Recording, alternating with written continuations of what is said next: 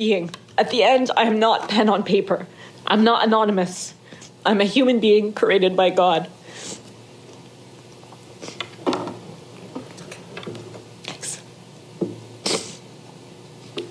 As one of the few international observers allowed into Gaza, I can tell you, spend just 5 minutes in a hospital there and it will become painfully clear that Palestinians are being intentionally massacred, starved, and stripped of everything needed to sustain human life.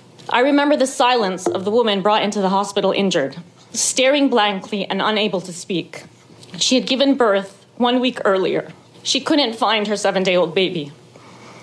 Both her baby and her toddler were trapped under the rubble. There are no words that can adequately convey the pain and depravity of this aggression. I remember 6-year-old Siwar, who was intubated in the ICU with severe traumatic brain injury. Her little brother still missing. I recall her mother sitting next to her, tears streaming down her face, asking what was her crime.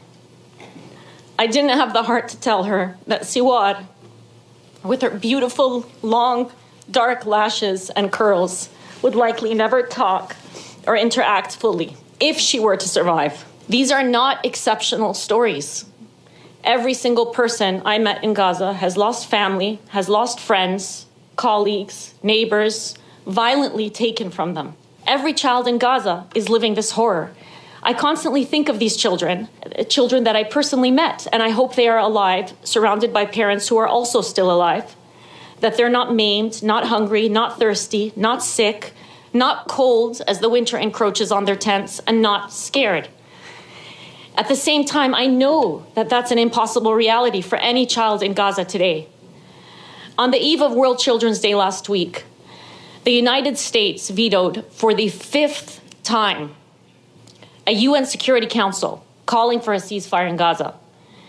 In the words of the Palestinian ambassador to the UN, Majid Bamia, there is no justification for vetoing a resolution trying to stop atrocities. There is no justification. The courage and action by Palestinian healthcare workers in the face of this genocide presents an exemplary model for all of us. The question I want to last leave you with is, what are we risking?